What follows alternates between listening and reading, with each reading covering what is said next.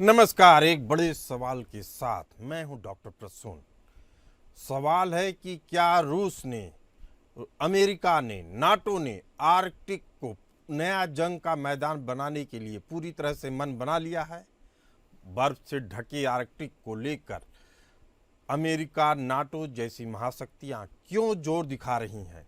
दिलचस्प बात यह है कि यूक्रेन में चल रहे युद्ध के बावजूद रूस ने भी अब सुदूर पूर्व और आर्कटिक दोनों क्षेत्रों में अपनी परमाणु सैन्य गतिविधियां बढ़ा दी हैं, जो नाटो देशों और अमेरिका के लिए एक बड़ी चुनौती के रूप में देखा जा रहा है।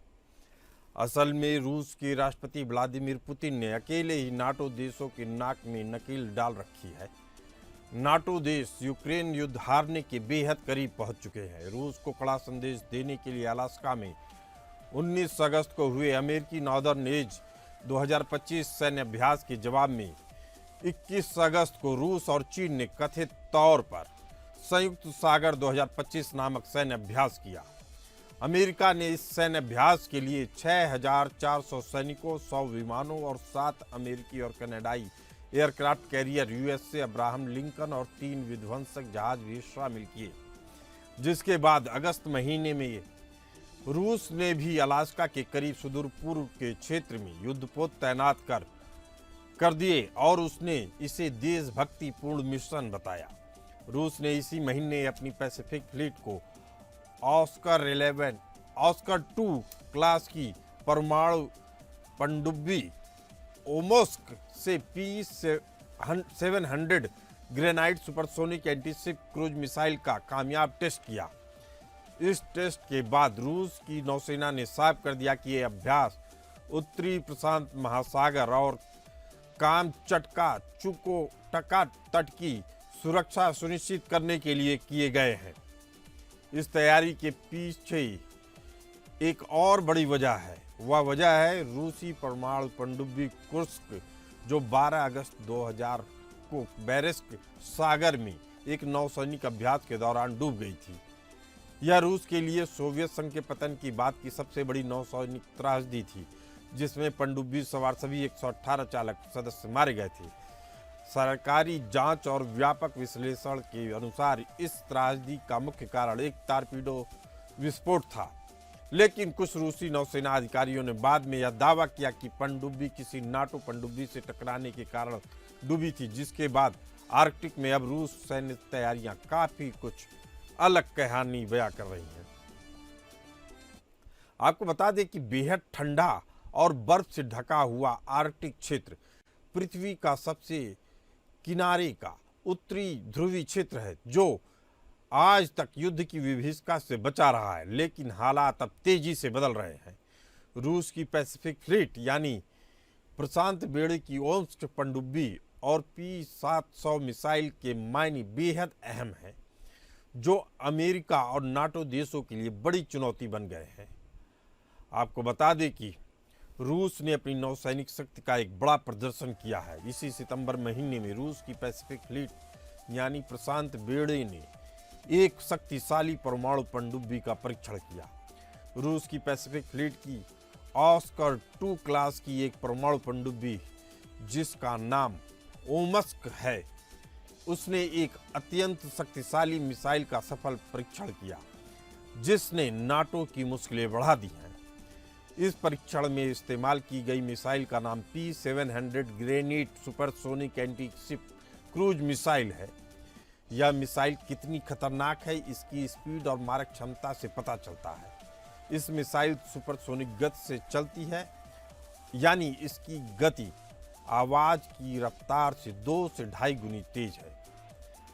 P700 granite supersonic antiship cruise missile की गति 2.5 मैक बताई गई है, जिसका मतलब है कि यह आवाज की गति से 2.5 गुना तेज है। इतनी तेज रफ्तार के कारण दुश्मन को इसे रोकने या बचने का बहुत कम समय मिलता है। परीक्षण के दौरान मिसाइल को लगभग 250 किलोमीटर दूर स्थित पानी में मौजूद जहाज पर दागा गया। मिसाइल ने अपने लक्ष्य को सटीकता से नष्ट कर दिया। यह दर्शाता है कि रूस की पनडुब्बी से दागी गई यह मिसाइल लंबी दूरी पर भी अपने दुश्मन के जहाजों को डुबोने की क्षमता रखती है। सैन्य विशेषज्ञों के अनुसार रूस द्वारा किया गया है मिसाइल परीक्षण महज एक अभ्यास नहीं है, यह सीधे तौर पे अमेरिका और नाटो के सामने रूस का शक्ति प्रदर्शन है। यह परीक्षण करके रूस ने दुनिया को, खासकर अमेरिका और उसके सहयोगी नाटो देशों को यह स्पष्ट संदेश दिया है कि वह अपनी समुद्री सीमाओं और हितों की रक्षा करने के लिए पूरी तरीके से तैयार है। यह एक महत्वपूर्ण सैन्य घटना है जो वैश्विक जियोपॉलिटिकल पॉलिटिक्स में रूस की मजबूत हालात को दर्शाता है। सवाल है कि आखिर बर्फ में ढकी आर्कटिक पर दबदबे को लेकर महाशक्तियों में होड़ है क्यों? आर्कटिक का क्या रणनीतिक महत्व है? क्या यह आने वाले समय में व्यापार का एक प्रमुख रूट और रास्ता बनने वाला है? तो इसका जवाब है हाँ। हालांकि आर्कटिक पृथ्वी के बाकी हिस्सों की तुलना में 4 गुना तेजी से गर्म हो रहा है। इसे आर्कटिक एम्प्लीफिकेशन कहा जाता है। जैसे जैसे बर्फ पिघल रही है, उत्तरी समुद्री मार्ग खुल रहा है। यह एशिया और यूरोप के बीच यात्रा को काफी कम कर देगा, जिससे व्यापार और शिपिंग के लिए यह महत्वपूर्ण रणनीतिक मार्ग बन जाएगा। रूस की स्ट्रेटजी केवल सैन्य शक्ति को बढ़ाने तक ही सीमित नहीं है, बल्कि पिघलती बर्फ और नए समुद्री रास्तों के खुलने पर यह काफी गहरी रणनीति बन जाएगी। आर्कटिक में बर्फ पिघलने से नॉर्दर्न सी रूट का महत्व बढ़ गया है। इस रास्ते के खुलने के बाद एशिया से यूरोप तक की दूरी को कम से कम 40% कम कर दिया जाएगा। उदाहरण के लिए शंघाई से रॉटरडैम के बीच की दूरी पारंपरिक स्वेज नहर मार्ग की तुलना में 2800 नॉटिकल माइल कम हो जाती है। इसी तरह से टोक्यो से हैम्बर्ग तक की यात्रा 48 दिनों की बजाय केवल 35 दिनों में पूरी की जा सकेगी। यही वजह है कि रूस ने आर्कटिक तट पर बंदरगाह, टर्मिनल और आइस ब्रेकर बेड़े का निर्माण किया ताकि तेल, एलएनजी और अन्य संसाधनों का निर्यात आसानी से किया जा सके। माना जाता है कि आर्कटिक महासागर में तेल, खनिज, प्राकृतिक गैस और मूल्यवान रेयर मिनरल्स का भी विशाल भंडार छिपा हुआ है, जिसकी वजह से रूस का नाटो देशों के साथ टकराव बढ़ता दिख रहा है और भविष्य में इस क्षेत्र में नए जंग की शुरुआत की आशंका बढ़ती दिख रही है।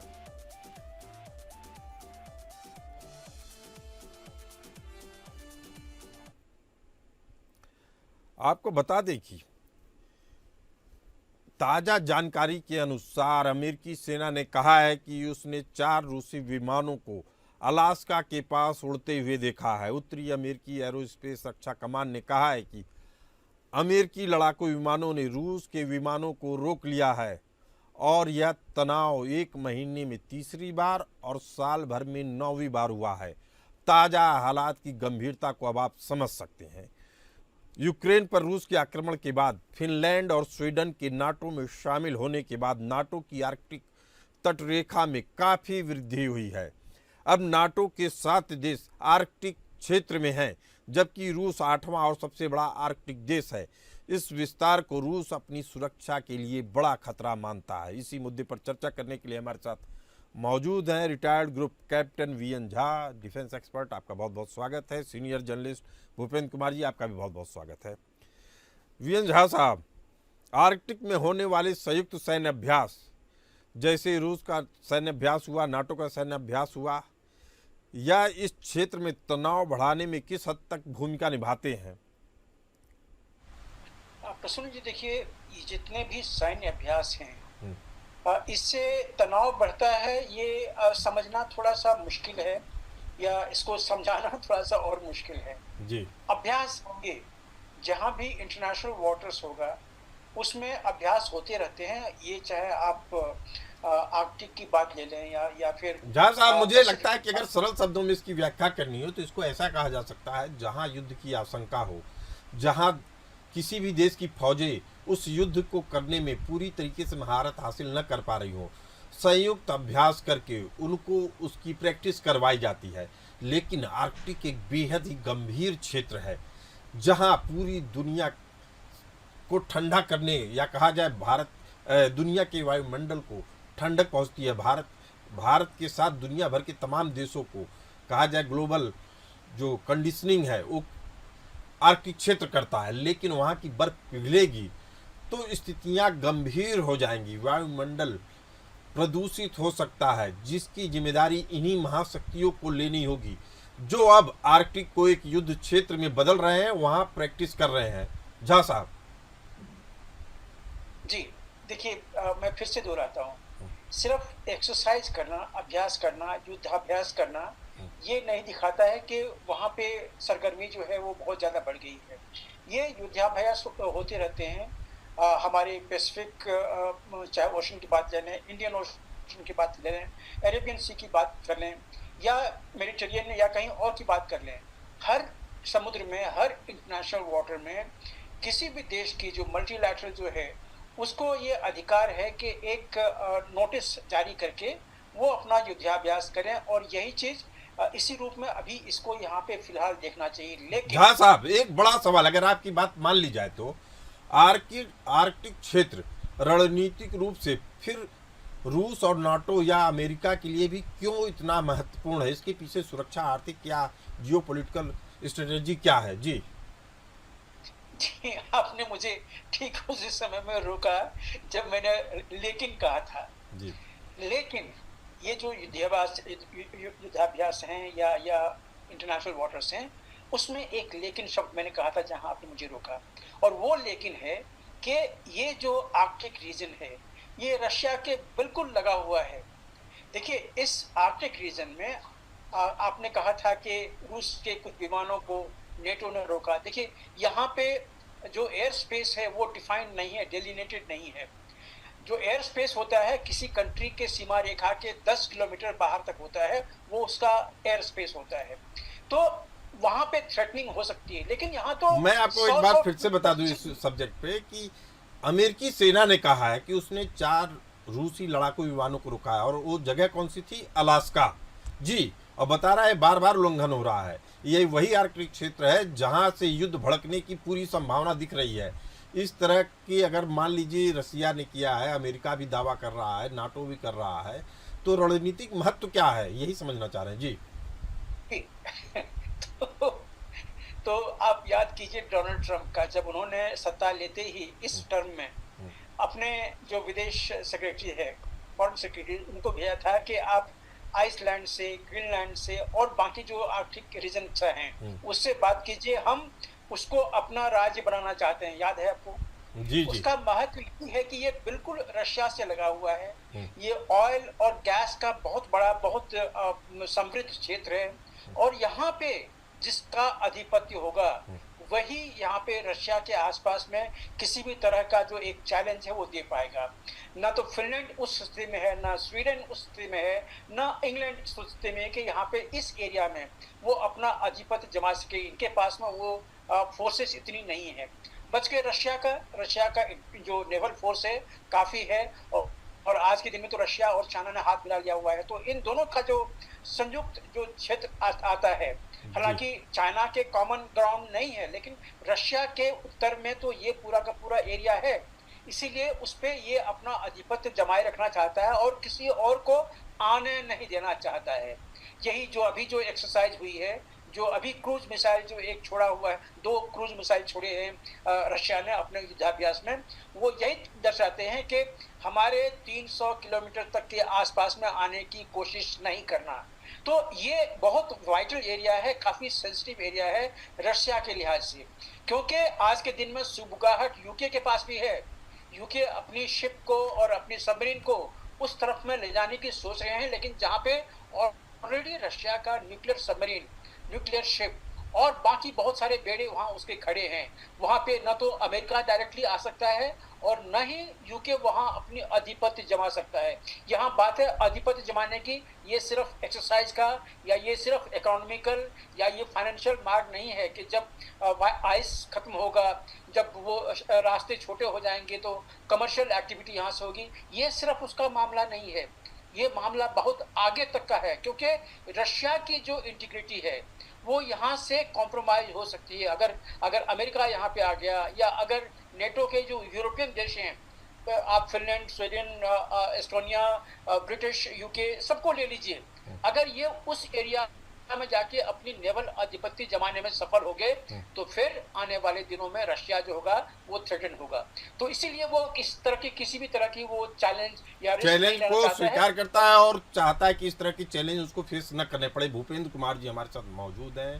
डॉक्टर भूपेंद्र कुमार, जो स्थितियां दिख रही हैं, आर्कटिक जैसे क्षेत्र को भी एक युद्ध क्षेत्र में तब्दील किया जा रहा है, भले से इसकी प्रक्रिया धीरे किसी को लग रही है, किसी को तेज लग रही हो, लेकिन पूरी दुनिया की चुप्पी क्या आपको नहीं खल रही है डॉक्टर भूपेंद्र कुमार? देखिए शुक्ला जी, महत्वपूर्ण बिंदु यहाँ पे है राजनीतिक और सामाजिक क्षेत्र से। जी जी। तो समसामयिक जो क्षेत्र है, क्षेत्रवाद का विस्तार हो रहा है। अब देखिए, आप लगभग 2.5 साल हो गए हैं यूक्रेन से युद्ध को, रूस को उलझाए हुए, और जो नाटो के रूप में, और नाटो सब पता है कि किसका सपोर्ट कर रहा है। अमेरिका, उसको यूक्रेन इतने समय तक युद्ध नहीं लड़ सकता था, उसके पीछे अमेरिका है, और अमेरिका अपनी विस्तार नीति को बढ़ा रहा है, और उसके साथ ब्रिटेन और फ्रांस साथ में काम करते हैं। तो इस तरह से जो इनका जो ब्रिटेन की जो है, और वो अपने मेरीन क्षमता को बढ़ाने की कोशिश कर रहा है, वो इसके साथ कर रहा है क्योंकि अमेरिका उसके साथ है। लेकिन यहाँ पे अगर अपना प्रदर्शन इस तरह से, जो अभ्यास वर्ग से अपनी शक्ति प्रदर्शन किया है रूस ने, और रूस ने कहा है कि इस क्षेत्र के लगभग 250 किलोमीटर तक कोई आने की कोशिश ना करे, और इसके रूप में उसने अपने आप को, जो विस्तारवादी, जो उनकी 1989 में सोवियत संघ का जो टूटना हुआ और जो उनका रूस के रूप में परिवर्तित हुआ, उस नीति को और समेटना चाहता है अमेरिका, और जिसके नाटो के रूप में करने के। लेकिन आज के समीकरण जिस तरह से बदलते हैं राजनीतिक रूप से, उसी तरह से सामयिक रूप से भी बदलते हैं।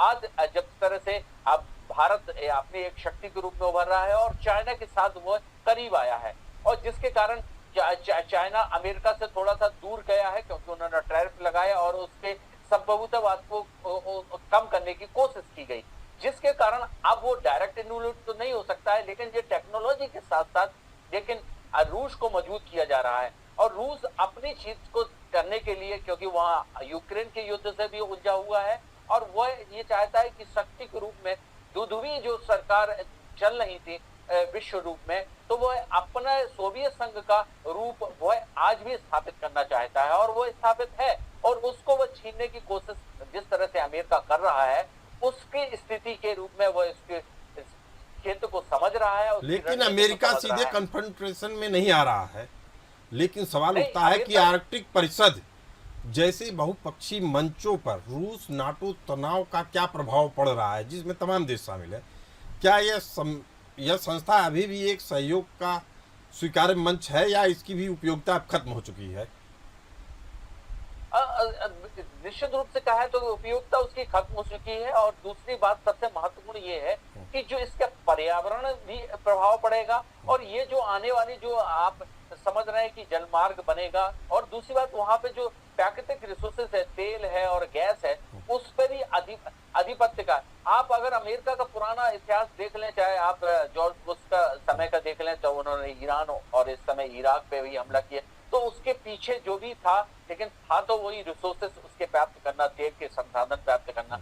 आज अगर नाटो के साथ और यूक्रेन को भी उलझा के रखा है रूस के साथ, तो वो भी है उनका संसाधन अपने देश को बढ़ाना, और साथ में अपने जो उनके इंटरप्राइजेस संस्थाएं हैं, चाहे ट्रंप जी की जो भी संस्थाएं हैं, वो भी इसी तरह से वो एशिया में हस्तक्षेप कर रहे हैं, जिस तरह से उन्होंने पाकिस्तान के रूप में भी किया है। तो ये तो अमेरिका की पुरानी रणनीति है, और अमेरिका इस तरह से फायदा उठाता रहा, और फायदा उठाता रहा है, लेकिन यह प्रभाव कितना पड़ रहा है विश्व की में शांति के लिए, यह समझना चाहेंगे वीएन झा जी से। वीएन झा जी, फिनलैंड और स्वीडन के नाटो में शामिल होने का आर्कटिक क्षेत्र की सुरक्षा पर क्या प्रभाव पड़ रहा है? क्या इससे रूस और अधिक घिरा हुआ महसूस कर रहा है? क्या इससे रूस और आक्रामक नहीं होगा? जी प्रसन्न जी, मैं आपको एक थोड़ा सा एक परिप्रेक्ष्य देना चाहूँगा कि ये जो हम लोग बात कर रहे हैं एयर स्पेस की या वाटर्स की, देखिए किसी भी देश के जो इंटरनल वाटर हैं, वहाँ से लेके लगभग 200 नॉटिकल माइल तक उसके एक्सक्लूसिव इकोनॉमिक जोन होते हैं। पहला 12 नॉटिकल माइल से होता है, वो उसका टेरिटोरियल वाटर होता है। अगला 12 किलोमीटर जो होता है वो उसका कॉन्टिगुअस कंटिन्यूटी में जो जोन होता है वो होता है, और उसके आगे का जो जो एयर स्पेस है वो इंटरनेशनल एयर स्पेस है, उसमें कोई आ जा सकता है, इसमें कोई दो चीज नहीं है। तो जैसे मैंने आपको शुरू में कहा था कि अगर रशियन एयरक्राफ्ट फ्लाई कर रही थी और वहां पे नेटो के एयरक्राफ्ट कहीं से भी आए चाहे वो, तो ये इंटरनेशनल एयर स्पेस में कोई भी दो शक्तियां जा सकती हैं। अगर वो किसी का एयर स्पेस होता है, एक्सक्लूसिव एयर स्पेस होता है, तो वो वायलेशन कहा जाता है, लेकिन ये वायलेशन नहीं है। आर्कटिक एरिया में झा साहब, इसका मतलब केवल इतना था कि ये दोनों देश अब युद्ध के मोर्चे पे अपनी सेनाओं को तैनात कर रहे हैं, तनाव बढ़ रहा है, वह भी ऐसे क्षेत्र में जहां बढ़ना ही नहीं चाहिए, सेनाओं का जमावड़ा होना ही नहीं चाहिए। शुरुआत फिर वही से होती है जो मैंने आपसे अभी आखिरी सवाल पूछा कि फिनलैंड और स्वीडन के नाटो में शामिल होने के बाद आर्कटिक क्षेत्र की सुरक्षा और शांति पर क्या प्रभाव पड़ेगा? जी कि प्रसन्न जी, फिनलैंड और जो स्वीडन स्वीडन है, जी इनकी नेवल शक्ति जो है वो बहुत एक्सटेंसिव नहीं है। ये छोटी छोटी नेवल पावर्स हैं, तो इनसे इनको नेटो में आ जाने से आर्कटिक जोन जो है जहाँ पे कि पूरा का पूरा वाटर्स हैं, और छोटे छोटे कहीं पे ऐसे देश हैं जो जो ऐसा स्थान है जहाँ पे के चाहे आइसलैंड के लीजिए, चाहे ग्रीनलैंड के लीजिए, इनकी प्रेजेंस है। तो यहाँ पे आपने शायद आज से 1.5 महीना पहले एक न्यूज़ पढ़ा होगा कि अमेरिका ने एक रशियन शिप जो था उसको लगभग 50 किलोमीटर के आगे में उसको ब्लॉक करना चाहा था। अमेरिका ने नहीं, यूके ने, जो कि यूके के शक्ति से बहुत परे है, लेकिन फिर भी उसने कोशिश की थी। तो ये जो अभी एक्सरसाइज देख रहे हैं आप, उसके कंटिन्यूटी में देखिए कि जहाँ पे जो कि रशिया के कंटिग्यूअस में जो इंटरनेशनल वाटर है, तो वो रशिया वहाँ पे आ जा सकता है, उसको यूके रोकने वाला कोई नहीं होता है। इसी तरह से उल्टा भी होगा, अगर यूके के शिप इस एरिया में जाते हैं तो रशिया उसको रोकने का प्रयत्न करे, ये कोई लॉजिकल चीज नहीं है। लेकिन उस एरिया में अपना जो प्रभुत्व है उसको बढ़ाना, ये चीज जो है, ये सारे एक्सरसाइज दर्शाते हैं कि आज के दिन में रशिया ने और चीन ने भी अपनी जो नेवल प्रेजेंस है यहाँ पे बढ़ाई हुई है। ये सिर्फ एक ही चीज का संकेत दे रहा है, बेहद अहम संकेत है। लेकिन ये हमारे साथ मौजूद है भूपेंद्र कुमार जी, डॉक्टर भूपेंद्र कुमार। जो हालात दिख रहे हैं आर्कटिक क्षेत्र का, जैसा मैंने पहले भी कहा कि यहाँ फौजों का जमावड़ा नहीं होना चाहिए, परमाणु पनडुब्बियां नहीं तैनात होनी चाहिए, लेकिन हो रही हैं। ऐसे में जलवायु परिवर्तन को लेकर आर्कटिक क्षेत्र में तनाव जो बढ़ रहा है, उसे आप किस तरीके से देखते हैं और इसे ओवरकम कैसे किया जा सकता है? जी देखिए प्रसून जी, निश्चित रूप से ये जलवायु परिवर्तन पूरे विश्व को प्रभावित करेगा, और हमारे यहाँ जो तापमान जिस तरह से स्थिर रहता है उसी के कारण रह पाता है, और वहाँ लगातार 4 गुना तापमान हो गया है, और जिसके कारण बर्फ पिघल रही है। इस चीज में बड़े वैश्विक देश और विकसित देश जो अमेरिका है उसकी ठेकेदारी करता है और सम्मेलन करता है विभिन्न प्रकार के, और उन पर प्रतिबंध भी लगाता है, लेकिन खुद ही उस क्षेत्र में क्या कर रहा है, क्या चाहता है, मानव जीवन के लिए बहुत आवश्यक है। लेकिन साथ साथ ये देश अपनी संप्रभुता और नए नए, जिस तरह से अभी उन्होंने, रूस ने अपना क्रूज को टेस्ट किया है, और जिस तरह से और भी मिसाइलें जो परमाणु लैस कर रही जा रहे हैं, उससे भी पर्यावरण पे प्रभाव पड़ रहा है। लेकिन सब लोग अपनी लाइन को बड़ा करना चाह रहे हैं, अपनी लाइन को बड़ा करना चाह रहे हैं, विश्व की या कहा जाए पृथ्वी की जीवन रेखा को कम किया जा रहा है। यह बेहद गंभीर विषय है, इस पर सोचना होगा, केवल एक देश को नहीं बल्कि पूरी दुनिया को। अगर आज हम नहीं सोचेंगे तो यह मान के चलिए कि आने वाला समय इस पृथ्वी पे जीवन रेखा को बहुत छोटा कर देगा। आप दोनों इस खास चर्चा में आए, आप दोनों का बहुत बहुत धन्यवाद। फिलहाल इस बुलेटिन में इतना ही, हमें दीजिए इजाज़त, चलते रहिए एपीएन न्यूज़ के साथ।